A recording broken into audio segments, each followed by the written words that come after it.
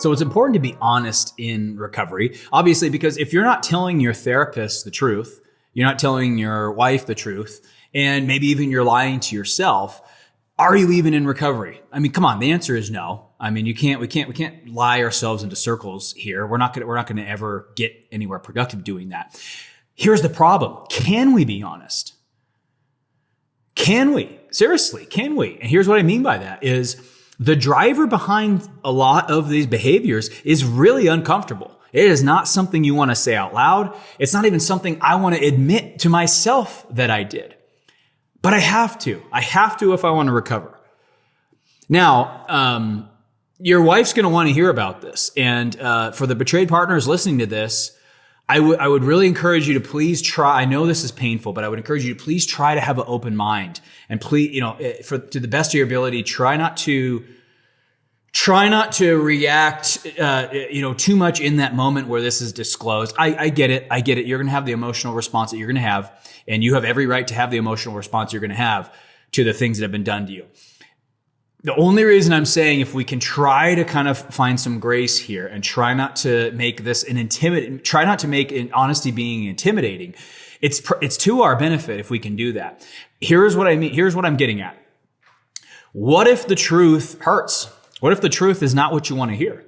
What if you ask your husband, hey, have you ever figured out why you acted out the way that you did? What if he comes back and says, yeah, my whole life I've been chasing this. There's this image of myself in my head. And my whole life I've been trying to live up to that image, that potential, my potential, right? And in my head, I was, I had all these nice cars and I was the best in my industry and everybody respected me. And, I was really good at business and, I was well respected at my church. And I was, I have this image of this husband, this father, this entrepreneur that I want to be. And unfortunately, usually because of movies we watched or just masculine culture. Unfortunately, quite often, a lot of that image is impressing other men, right? Showing other men how accomplished you are, how superior you are, how all the people all the things you could. And unfortunately, some of that is the ability to get women, to get attractive women. Attractive women have, grow increasingly in the media, especially now with social media, have been displayed as these trophies that, only men of a certain caliber can get these trophies. It's horrible. I know it's like the epitome of objectification, but it's everywhere. It's everywhere. And this isn't new. I mean, if you watch movies all the way back into the 50s and 60s, women have been these prize objects.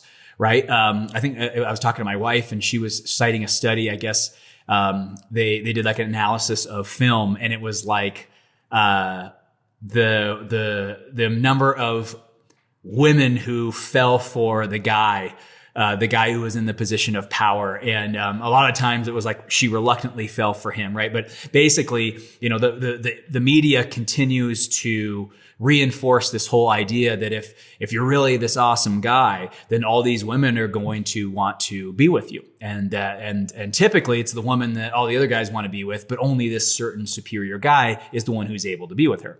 And again, the problem with a lot of this is now that could become a measure of something that you were chasing. So my point of all this is, what if when you disclose, well, I think the reason I did it was not getting frequent attention from attractive women. It made me really insecure. It made me start to second guess my value.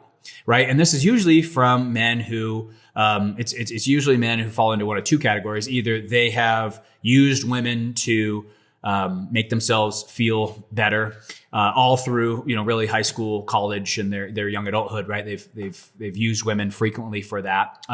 Or it can be number two, which was kind of my case. It was really hard for me to get girls. I was shy. I wasn't very good looking. I was not confident. And so I had this scarcity of like, oh my gosh, am I ever going to be able to get attractive women? Am I ever going to be able to get women to like me? Am I going to ever be able to get married? And so that scarcity became an issue, right? So again, there's this mismatch of this man that I'm trying to become. And part of that recipe for a lot of men is their ability to get attention from women. And so what if I have to go be honest about this? Because I can tell you right now, your wife's not going to be thrilled to hear that. No wife is. Neither would a husband if his wife was coming home and telling him the same thing. But it's important to be honest, because if that was the main driver, that you liked that checking that box made you a man of this caliber, if that's a massive reason why you did it, then you got to be honest about that. And here's the trick, I think, too, is a lot of us don't want to admit how childish we are. We don't want to admit how immature our behaviors are, how selfish, how entitled. And so I think that that's another barrier to being honest, is not only are we afraid of admitting kind of the true motive behind some of our sexual acting out, but we also, I don't know if some of us can even handle accepting the truth to ourselves. It was hard for me to really accept the fact that I used women to make myself feel better. Completely used them as if they were objects, right? And it's even more shameful to say that I did that when I was married to my wife, right? It's a hard pill to swallow. It's embarrassing. I publicly announced it to outside of the sex addiction field, just out in the different kind of business circles that I run in. And yeah, I was judged for it, no doubt. And I knew I was going to be judged for it. That's why I hid it. But my point of all of this is we can't be wrestling with the truth behind why we did what we did. You've got to figure out what it is. You've got to own it. You've got to tell people about it. You cannot just keep it to yourself. You cannot run from it. The truth is, there's a reason why you did everything that you did. There is a reason. And you need to figure out what that reason is. And when you figure it out, you need to be honest. You need to be honest about it.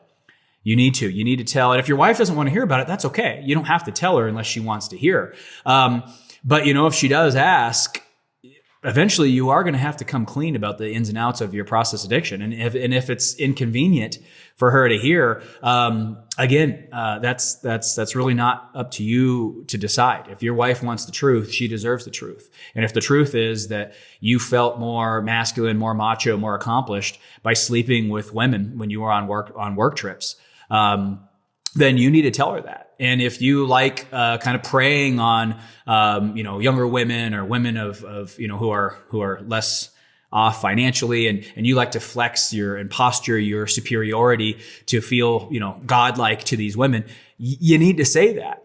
You need to tell you that's discussions that needs to happen in your recovery work groups and in your therapist. That's your recovery. Your recovery isn't stopping. That's sobriety.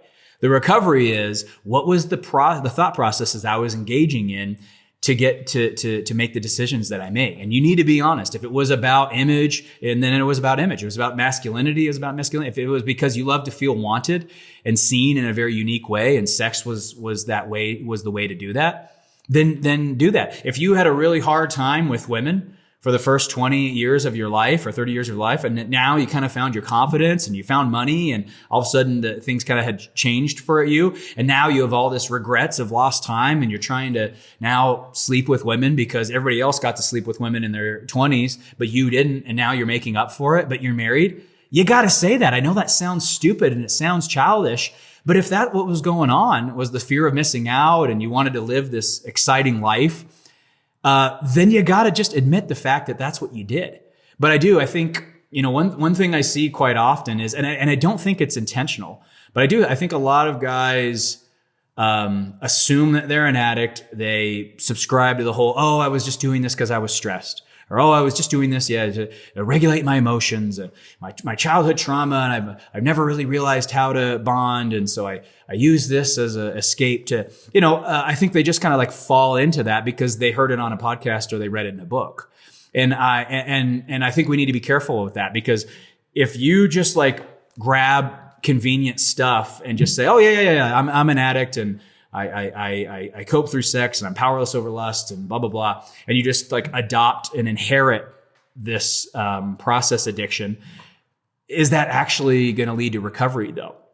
Because if you've completely missed the mark, which I did, the whole first year of my recovery, I bought into the whole, oh, I'm an addict. I can't emotionally regulate. So I'm using this to manage my intimacy, anorexic. And this is an intimacy disorder. And I have all the, I bought into that because that's what everybody told me I had. The problem was that's never why I did any of this stuff.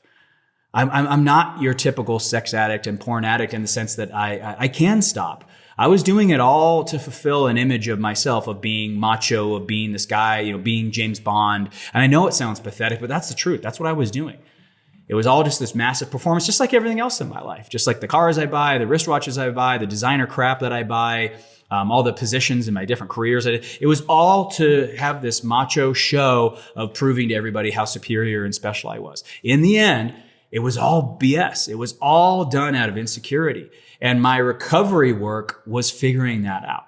So be honest, please. And for the betrayed partners listening to this, remember, we have, again, you're entitled to having every reaction you want to have. But I would say it's definitely more helpful to a guy's recovery when he can feel safe and not judged to really just say the truth of what was going on in his brain. It's gonna hurt. And sometimes is it gonna make him look like more of an asshole than an addict? Yeah, a lot of times it is. But in the end, what's really the difference?